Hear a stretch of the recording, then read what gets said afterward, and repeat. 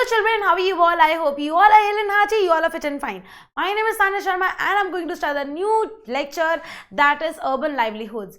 ये हमारा political science का चैप्टर है या फिर हम बोले सिविक्स का चैप्टर है. Let's get started. इसमें हम सारे कॉन्सेप्ट्स क्लैरिटी कर लेंगे वन शॉट में और नेक्स्ट वाले लेक्चर में हम करेंगे कुछ question answers. Let's not waste a time and let's get started. तो सबसे पहले बात हम करते हैं कि जब हम स्टेप आउट करते हैं अपने घर के बाहर तो हमें दिखती है बहुत सारी स्ट्रीट्स यानी गलियां और हमें दिखती हैं बहुत सारी मार्केट्स. और जो स्ट्रीट्स के अंदर मार्केट्स होती हैं उसको हम उनको जो रेडियो पे बेस्ड उनको बोलते हैं स्ट्रीट वेंडिंग.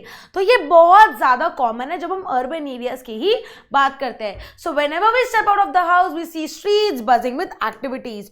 और एक कौन कौन सी एक्टिविटीज़ होती हैं हम देखते हैं. बहुत सारे लोग डिफरेंट चीज़ें बेच रहे हैं. वेजिटेबल्स होते हैं, फ्रूट्स होते हैं, फ्लावर्स होते हैं, न्यूज़पेपर्स ही बेच रहे होते हैं और बहुत सारी स्टॉल्स भी लगी होती हैं. ये सारी क्या होती हैं? स्ट्रीट्स होती हैं. स्ट्रीट्स के अंदर शॉपिंग होती है और ये रोड के बिल्कुल बगल में जिसको हम बोलते हैं पटरी, ये पटरी वाली शॉपिंग होती है यानी स्ट्रीट शॉपिंग होती है.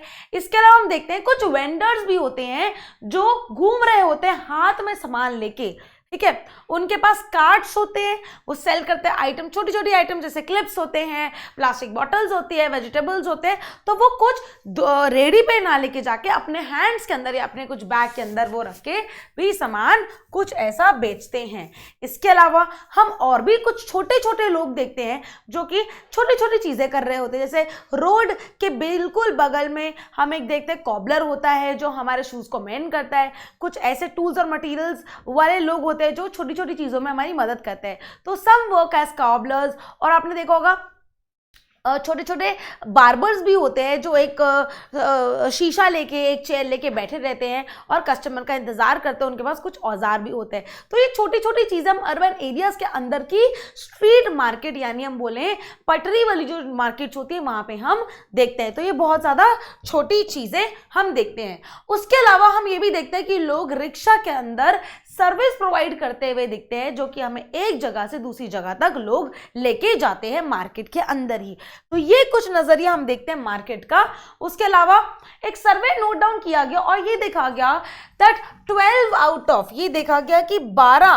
12 out of every 100 people in city work on the streets. यानी कि 12 आउट ऑफ एवरी 100 में से अगर हम देखें 12 लोग स्ट्रीट पे काम करते हैं. यानी कि उनके पास कोई परमानेंट जॉब नहीं होती, वो छोटी छोटी जॉब्स करके कमाते हैं और ये खासकर अर्बन एरियाज के अंदर ज्यादातर देखा गया है. उसके अलावा हमने ये देखा है कि स्ट्रीट वेंडिंग वो सीन एज ऑब्स्ट्रक्शन. ठीक है, हम ये तो देखते हैं कि स्ट्रीट वेंडिंग होती है यानी कि बिल्कुल जैसे कि रोड है, बिल्कुल रोड के साथ स्ट्रीट यानी गली के साथ ही वेंडिंग यानी कि वो सामान बेचते हैं. लेकिन इस सामान बेचने से उसको ऑब्स्ट्रक्शन बोला गया है. ऑब्स्ट्रक्शन यानी कि ये सामान बिकता है, बहुत सारी चीज़ें बिकती हैं. इनफैक्ट ये कुछ हमारी मदद की चीज़ होती है, हमारी रोज़मर्रा की ज़िंदगी के यूज़ के लिए होती हैं. लेकिन इसके तहत क्या होता है, बहुत ज्यादा ट्रैफिक आ जाता है और ट्रैफिक का एक बहुत बड़ा कारण स्ट्रीट वेंडिंग को बोला गया है. Now it has been recognized as a rightful source of livelihood. लेकिन इसको ऑब्स्ट्रक्शन तो बोला गया लेकिन अब इसको राइट दिया गया, अभी अधिकार दिया गया कि ये हाँ लोग स्ट्रीट वेंडिंग करके भी कमा सकते हैं. तो पहले इसको ऑब्स्ट्रक्शन माना जाता था लेकिन अब इसको रिकॉग्नाइज कर दिया गया है, एक राइटफुल सोर्स है कि आप अपनी जिंदगी में कमाने के लिए स्ट्रीट वेंडिंग भी कर सकते हैं. उसके अलावा the government had earlier ban street vending. पहले गवर्नमेंट ने क्या किया था, बिकॉज ये ऑब्स्ट्रक्शन क्रिएट करता है तो गवर्नमेंट ने क्या किया, इस स्ट्रीट वेंडिंग को टोटली बैन कर दिया. ठीक है, अब आप स्ट्रीट वेंडिंग नहीं कर सकते but it is now recognize. अब ये लॉ के तहत, ठीक है, क्योंकि बहुत ज्यादा लोग स्ट्रीट वेंडिंग के लाइवलीहुड यानी स्ट्रीट वेंडिंग से ही अपना कमाते हैं और दो रोटी या वक्त का गुजारा करते हैं. इसीलिए इसको बहुत ही ज़्यादा रिकॉग्नाइज किया गया क्योंकि बहुत ज़्यादा लोग इसमें इन्वॉल्व होते हैं और इसको एक ईजी एक्टिविटी मानेंगे कि लोग ईजी तरीके से इस चीज़ को क्या करें, कमाना शुरू कर दें. And trying to make it easier for vendors to sell without obstructing traffic. और उनके लिए बहुत ईजी तरीका बना दिया कि वो ट्रैफिक को भी ऑब्स्ट्रक्ट ना करें यानी ट्रैफिक को भी ट्रैफिक जाम ना होने दे और बिल्कुल इस चीज को ट्रैफिक अपने रोड पे चलता रहे और ये लोग भी अपना सामान बेचते रहे। अगर आप देखोगे ये रोड है तो कुछ कुछ ऐसे अलग से जगह बना दी गई, पेवमेंट बना दी गई, हॉकर्स स्ट्रीट बना दी गई जहां पे ये लोग अपना सामान बेच सकते हैं। People hawking zones are being defined and committees are being set up, यानी कि कमिटीज बनाई प्रॉपर हॉकिंग जोन्स, हॉकिंग नहीं है हॉकिंग है, जहां पे वो ये आवाजें मार मार के बेच सकते हैं। Set up to include them in such decisions, तो ये सारी बना दी गई है। पहले इसको ऑब्स्ट्रक्शन माना जाता था, बोला जाता था कि नहीं नहीं ये नहीं होना चाहिए, बैन कर दो, लेकिन जब देखा गया कि बहुत सारे लोग स्ट्रीट वेंडिंग से ही अपना पैसा कमाते हैं अर्बन एरियाज के अंदर, तो ये बोला गया कि आप ही कर सकते हो और इसको बाय लॉ भी देखा गया और वेंडर्स ने इसको सेल भी करने की अच्छी तरीके से कोशिश की। अब एक स्टोरी करते हैं, आपकी बुक में एक स्टोरी दी गई है बच्चू मांझी की, जो कि एक रिक्शा पुलर है। जो स्टोरी स्टार्ट होती है कि वो the story of a mason, वो क्या करते थे, वो कंस्ट्रक्शन फैक्ट्री के अंदर ब्रिक्स लगाते थे, ठीक है। उन्होंने अपना विलेज छोड़ दिया और वो सिटी में आ गए, यानी कि शहर में आ गए काम के सिलसिले में। And his income in his village was not enough to feed his family, क्योंकि काम के सिलसिले में इसलिए आए क्योंकि जो इनकम उनकी गांव में थी वो इनकम सेम यहाँ पे नहीं थी और वो यहाँ पे काम अच्छे से वहाँ तो काम कर तो पा रहे थे लेकिन उनकी इनकम नहीं थी ताकि वो अपने पेरेंट्स को, अपनी पूरी फैमिली को फीड कर सके, इसलिए वो यहाँ पे आ गए और यहाँ पे यानी कि एक शहर में आ गए। और यहाँ पे आते ही उन्होंने एक ओल्ड साइकिल रिक्शा खरीदा, लेकिन ओल्ड साइकिल रिक्शा भी वो वन शॉट में नहीं खरीद सके, उन्होंने किस्तों में यानी इंस्टॉलमेंट्स में उसको खरीदा। अब देखते हैं वो कितना कमा पाते हैं। तो अभी उनकी डेली रूटीन कैसे फॉलो होता है। He goes out in the morning, वो सुबह सुबह बाहर निकल जाते हैं, रिक्शा चलाते हैं, ट्रांसपोर्ट कस्टमर करते हैं एक जगह से उधर, जैसे कि रिक्शा वाले भैया मुझे वहां तक छोड़ दो, तो ये सब वो करते हैं और कितना कमा लेते हैं लेट अस सी। उसके बाद वो he rides till 8:30 in the evening, 8:30 बजे तक वो राइड करते हैं, ठीक है। रेंज अबाउट 66 किलोमीटर, तो पूरा टोटल दिन में वो 66 किलोमीटर पूरा चला लेते हैं। उसके बाद 55 to 100 रुपीज उनको मिलते हैं वन ट्रिप का, 55 to 100 for one trip, but on days when he is sick he earns nothing. तो उनको एक ट्रिप का 55 to 100 रुपीज वो कमा लेते हैं। यूजुअली 55 से 100 की रेंज देखी गई है, कभी कभार 20 भी होता है, 30 भी होता है, तो ये रेंज देखी गई है। ही earns 82 rupees 100 a day and spends about 50 to 60 rupees on food, ठीक है। तो ये दो बार लिखा है इसलिए आपको कंफ्यूजन ना हो। तो what we can do is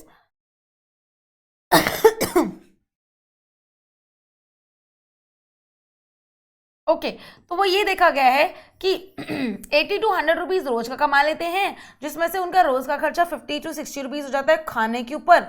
तो जो भी बचता है वो अपना सेव कर लेते हैं और अपने गांव में बेच देते हैं।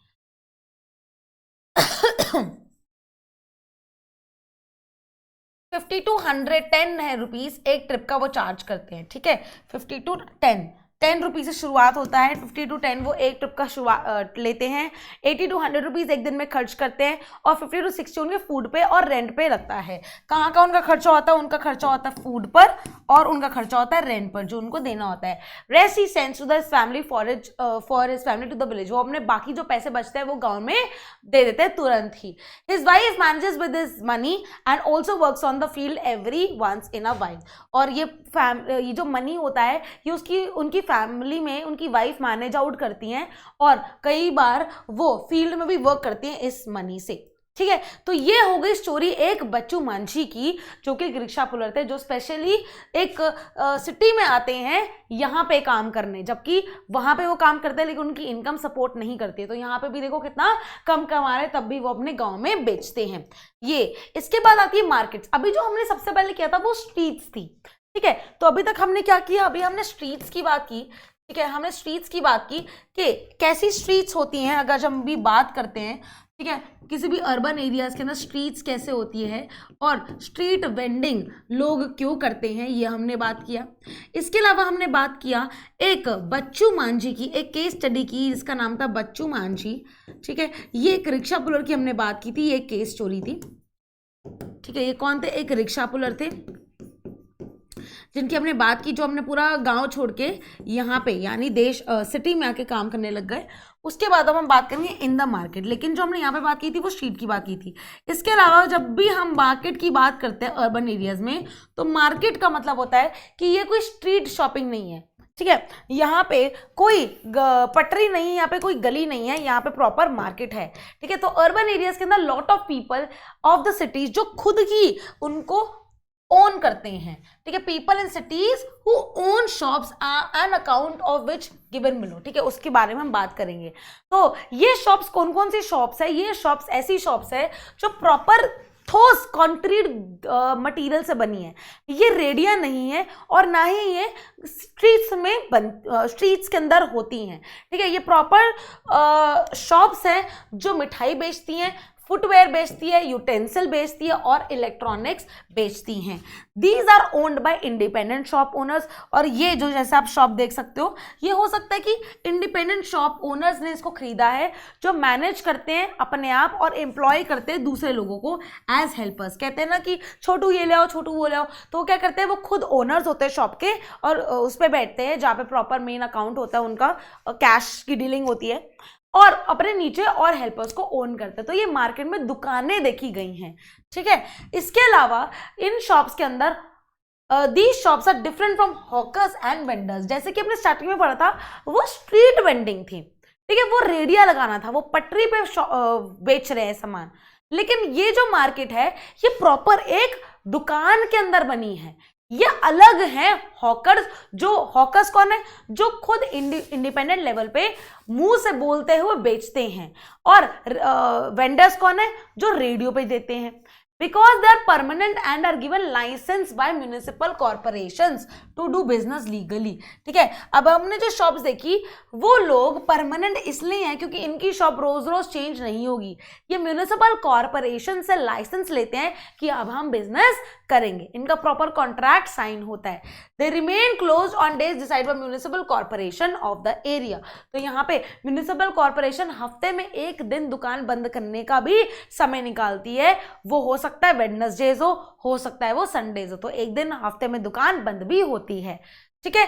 There are also big showrooms. इसके अलावा बिग शोरूम्स भी होते हैं spread over more than one floor where products are beautifully showcased for different categories to the customer। तो ऐसे सुंदर तरीके से शोरूम भी होता है जहाँ पे और भी दुकानें और भी दुकानों का सारा सामान भी बिकता है। तो ये बिग बिग शोरूम्स होता है, बहुत ही ब्यूटीफुल होते हैं दिखने में। इसके अलावा अगर हम एक और स्टोरी करेंगे, जिनकी आती है स्टोरी हरप्रीत और वंदना की स्टोरी, जो कि बिजनेस पर्सन है। अब हमने पहले स्ट्रीट की बात की कि स्ट्रीट में कैसे सामान स्ट्रीट पे कैसे सामान बिकता है। फिर हमने बात करी एक रिक्शा पुलर की। फिर हमने बात करी कि मार्केट एक्चुअली में दुकानों से कैसे होती है और बिजनेस करने के लिए कौन हमें लाइसेंस देता है। वो देते हैं म्यूनिसिपल कॉर्पोरेशन दुकान चलाने के लिए। और दुकान चलाने के बाद अगर आपको अपना और भी सामान बेचना है तो आप शोरूम भी खोल सकते हो। और जो हफ्ते में दुकान जिस दिन बंद होती है उनका दिन भी म्यूनिसिपल कॉर्पोरेशन ही डिसाइड करती है। अब आती है स्टोरी हरप्रीत और वंदना की, जो बिजनेस पर्सन है। हरप्रीत जो है वो एक ड्रेस डिजाइनर है। हरप्रीत कौन है? हरप्रीत एक ड्रेस डिजाइनर है जिन्होंने अपना शोरूम खोला with Vandana after completing college. तो इन्होंने अपना कॉलेज कंप्लीट करके ड्रेस डिजाइन करते इन्होंने अपना एक शोरूम खोला, ठीक है। वंदना शेयर करती है that people now prefer to buy readymade garments, it is important to have attractive display. क्योंकि अब क्या होता है कि हर इंसान के पास टाइम नहीं है, तो बना बनाया आउटफिट लोग खरीदना चाहते हैं, ठीक है। और वो अट्रैक्टिव डिस्प्ले भी होता है, क्योंकि वो डिस्प्ले में आने की जब किसी मैनीक्वीन ने उसको पहना होता है, वो दिखने में बहुत सुंदर लगता है, तो हमें लगता है कि हम भी ये वाला आउटफिट ले लेते हैं। कैसे ये दोनों मिलके एक बिजनेस को रन करते हैं वो हम देखते हैं। They buy materials from various parts of the country and even from foreign countries. तो ये खरीदते हैं पहले, ठीक है, यानी कि इसको बोलते हैं आउटसोर्स करना। आउटसोर्स का मतलब क्या होता है कि आप सामान ले रहे हो आउटवेयर समवेयर, आप अपना सोर्स बाहर की किसी जगह को बना रहे हो सकता है वो फॉरेन कंट्री हो सकता है वो कोई डिफरेंट स्टेट हो, ठीक है, तो आप मटेरियल बाहर से ले रहे हो। To bring in new customer they often advertise, तो लोग उनको कैसे जानेंगे, वो एडवर्टीजमेंट करेंगे देयर शोरूम में न्यूज़पेपर। कहाँ पे करेंगे, शोरूम का न्यूज़पेपर में बताएंगे, सिनेमा हॉल में बताएंगे, रेडियो चैनल्स पे अपनी एडवर्टीजमेंट करेंगे, और एडवर्टीजमेंट से उनको पैसे भी पे करने पड़ेंगे, और पैसे पे करके लेकर उनके पास कस्टमर आ जाएगा। As of now, the showroom space is rented, but they soon to plan to buy it. अभी उन्होंने जो शोरूम खरीदा है वो रेंट पे बेसिस पे खरीदा है, यानी कि उनका खुद का शोरूम नहीं है, उन्होंने किसी ओनर से एवरी मंथ के रेंट पे खरीद लिया है, ले लिया है, बट वो खरीदेंगे आने वाले टाइम में। Showroom has picked up recent times and couple made some good profit, उन्होंने गुड प्रॉफिट भी खरीदा, which they use to buy a car and apartment near, तो उन्होंने उस प्रॉफिट से एक कार भी खड़ी कर ली, एक अपार्टमेंट भी साइड में बना लिया, अपार्टमेंट यानी जहां पे वो रहते हैं, तो उसके आसपास उन्होंने बना लिया। ठीक है, ये स्टोरी हमने हरप्रीत और वंदना की करी, जो कि बिजनेस से प्रॉफिट कमा के अपना लेवल को अपग्रेड कर सकता है, अपनी गाड़ी और घर उन्होंने खुद बना लिया। इसके अलावा एक फैक्ट्री वर्कशॉप की बात होती है कि फैक्ट्रीज के अंदर काम कैसे होता है। अब फैक्ट्रीज के अंदर कैसे काम होता है, इंडिया के अंदर बहुत सारे ऐसे एरियाज हैं जिनको लेबर चौक बोला जाता है। ठीक है, क्या बोला जाता है, लेबर चौक। और लेबर चौक क्या होता है, बेसिकली एक प्लेस होती है, इट इज अ प्लेस, ठीक है, जहाँ पे कॉन्ट्रैक्टर्स आते हैं, ठीक है, जहाँ पे कॉन्ट्रैक्टर्स आते हैं और जहाँ पे लेबर भी आती है। तो कॉन्ट्रैक्टर्स क्या करते हैं, अपनी साइट के लिए लोग को हायर करते हैं डेली वेजेस के लिए, तो उसको बोल जाता है लेबर चौक, जहाँ पे बहुत सारी लेबर ऑलरेडी अवेलेबल होती है और वेट कर रही होती है।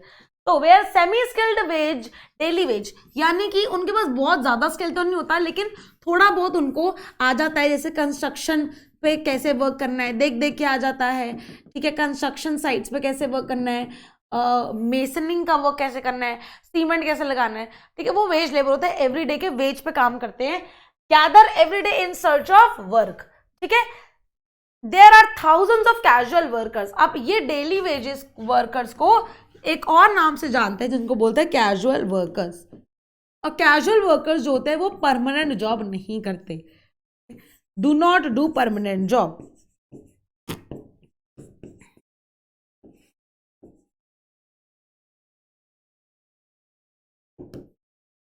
ठीक है, वो carries their tools to these chowks and wait. हमने टूल्स जो होते हैं वो कैरी करते हैं और वेट करते हैं कि कोई ऑफर कर दे उनको पर डे का काम, या फिर कोई कॉन्ट्रैक्ट बेसिस पे कोई कॉन्ट्रैक्टर उनको काम दे दे।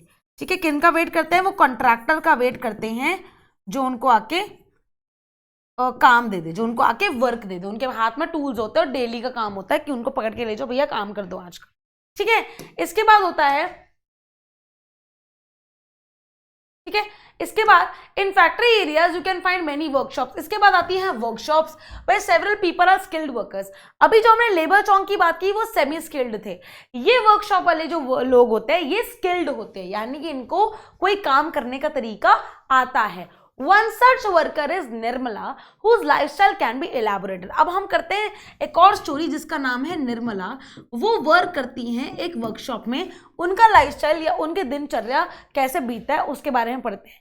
तो निर्मला कौन है, निर्मला एक टेलर है जो गारमेंट फैक्ट्री में वर्क करती है और वो समर अपैरल बनाती है। समर अपैरल यानी कि समर के क्लोथ्स बनाती है। ठीक है, for people living in the USA, Germany या नीदरलैंड्स, यानी कि वो इंडिया में बैठ के काम करते हैं फॉरेन कंट्रीज का, यानी यूएसए, नीदरलैंड्स और जर्मनी के लोगों के लिए यहाँ बैठ के वो समर अपैरल्स बनाते हैं। She works long hours from December to April. ठीक है, दिसंबर से अप्रैल तक का काम करते हैं and is paid ₹80 for 8 hours. ठीक है, 8,000 से ₹80 पे किया जाते हैं। If she works late she is paid additional ₹40। उनको एडिशनल ₹40 भी पे किए जाते हैं अगर वो ज्यादा काम करती है तो। During other months, Nirmala is out of work and has to look for other ways of living। तो यानी कि उनकी भी जॉब कैजुअल वाली है, वो कोई परमानेंट जॉब नहीं कर रहे हैं और उनको कहीं ना कहीं कैजुअल वर्कर्स को डर यही रहता है कि उनके ओनर्स उनको फायर ना कर दे या उनके ओनर्स उनको काम से उनके ओनर्स उनको काम से निकाल ना दे। तो जैसे हमने बात करी अभी लेबर चौक वाले वर्कर्स की और जैसे हमने निर्मला की बात करी, ये करते तो अलग अलग काम है लेकिन ये कैटेगरी एक में आते हैं जो कि होता है टेम्पररी वर्कर्स। ठीक है। अब निर्मला की स्टोरी से हमें यह पता चलता है कि factories people work generally for longer, factories के अंदर लोग बहुत ज्यादा यानी लॉन्ग आवर्स के लिए वर्क करते हैं, जबकि डिमांड ज्यादा होती है। जब डिमांड ज्यादा होता है या फिर जब सीजन होता है, जब सीजन होता है उस टाइम ज्यादा काम करना पड़ता है, ठीक है। या फिर फैक्ट्री को कोई बड़ा ऑर्डर फुलफिल करना है तो वो लोगों को बुला लेते हैं। The day usually begins 9 AM, सुबह 9 बजे से शुरू होता है और रात के 10 बजे पे वो एंड होता है। अगर ज़्यादा वर्क चाहिए होता है तो कई बार वीकेंड पे यानी कि सैटरडे संडे को उनको ज़्यादा काम करना पड़ता है, 12 घंटे की शिफ्ट देनी पड़ती है, 12 घंटे की शिफ्ट कहीं ना कहीं देनी पड़ती है। पीपल जो एम्प्लॉय होते हैं is more demand and once it is fulfilled the staff is reduce. और एक बार क्या होता है, ये फैक्ट्री वाले वर्कर्स हमेशा यही करते हैं, जब बहुत ज़्यादा ऑर्डर आता है तो बहुत सारे लोगों को हायर कर लेते हैं टेम्प्रेरी बेसिस पे, और जब ऑर्डर फुलफिल हो जाता है तो उनको नौकरी से निकाल देता है। तो ये एक डर रहता है, ये एक डर और थ्रेट रहता है हमेशा कैजुअल वर्कर्स को कि उनको काम से बाहर ना निकाला जाए। The staff is reduce and people become out of work और अनएम्प्लॉयड, उनके पास फिर उस टाइम कोई वर्क नहीं होता। Such workers have no job security, उनके पास कोई जॉब सिक्योरिटी नहीं होती और उनको लो वेजेस पे भी काम करना पड़ता है और लंबे लंबे घंटों के लिए काम करना पड़ता है। और दे आर नॉट, उनको अगर बाई चांस कोई दिक्कत आती है तो वो कंप्लेंट भी नहीं कर सकते, working condition as are fired from the job. और अगर वो ज़्यादा कंप्लेंट करेंगे और ज़्यादा बोलेंगे तो उनको नौकरी से बाहर निकाल दिया जाता है।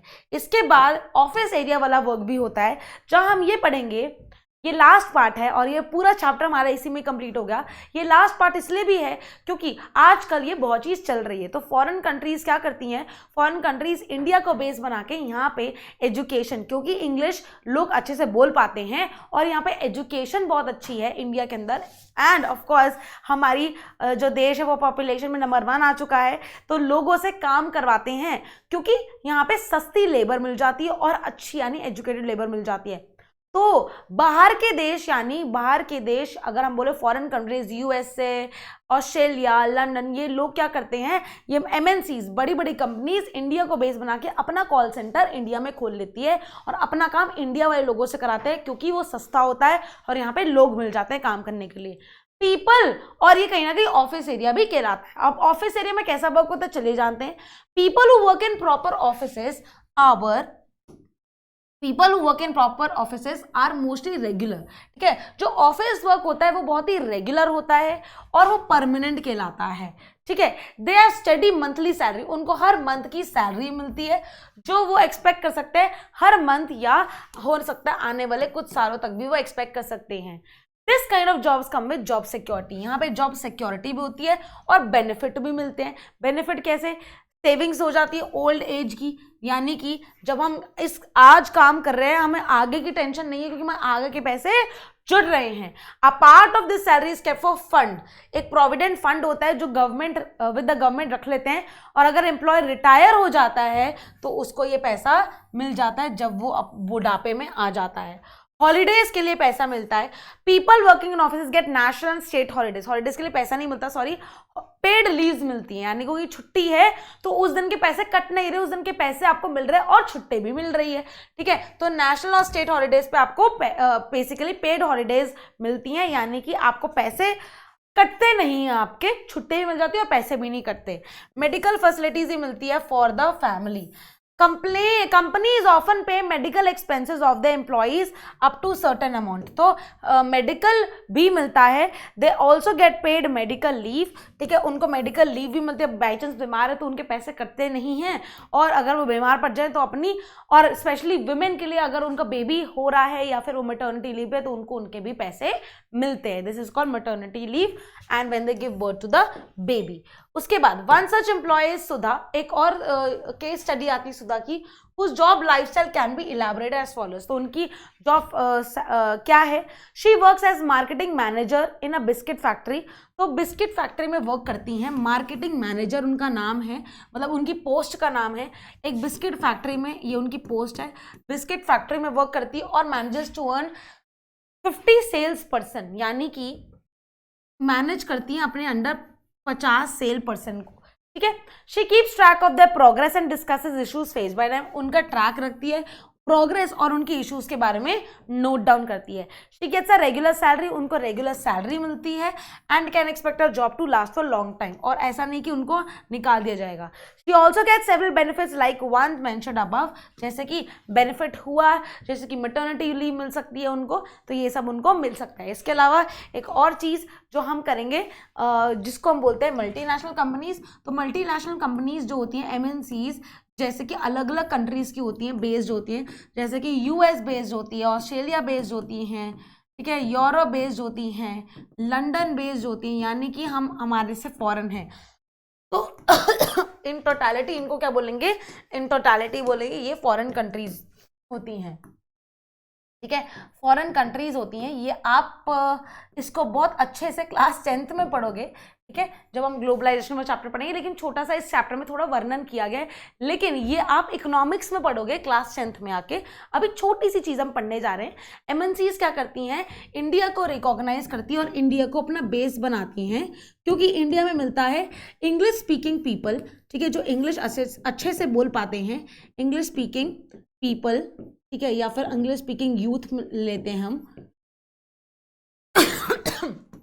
और ऑन दी अदर हैंड उनको क्या मिलता है, उनको मिलती है बहुत सारे लोग, यानी कि हमारी पॉपुलेशन जो है बहुत ज़्यादा है, ठीक है, तो वो इनको बेस बना के अपना काम कराती है और कॉल सेंटर्स खोल देती हैं, ठीक है, कॉल सेंटर्स खोलती हैं, कॉल सेंटर्स खोल देती हैं। अब इसका बेनिफिट क्या रहता है, इनको बेनिफिट क्या होगा, व्हाट आर द बेनिफिट्स, यहाँ पे हम बेनिफिट्स लिखेंगे। बेनिफिट्स क्या होते हैं, बेनिफिट्स ये होते हैं, बेनिफिट्स ये होते हैं, सबसे पहले इनको लो वेज में काम मिल जाता है, ठीक है, लो वेज में लोग रेडी हो जाते हैं काम करने के लिए। लो वेज यानी कि उनकी वेज से ये सस्ते होते हैं, इसलिए इंडिया एज अ बेस माना जाता है, और यहाँ पे बहुत सारे लोग रेडी रहते हैं to work. Lot of people are ready to work, lot of people, और ये कौन से पीपल हैं, जो इंग्लिश बोल पाते हैं, इंग्लिश स्पीकिंग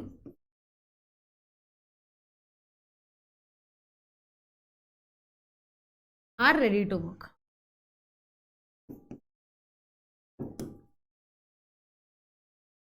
ठीक है, they are always ready to work. All right children, with this we complete our lecture, और नेक्स्ट लेक्चर में हम क्वेश्चन आंसर्स कर लेंगे, और यहाँ पे आपका पूरा चैप्टर रिवाइज हो गया।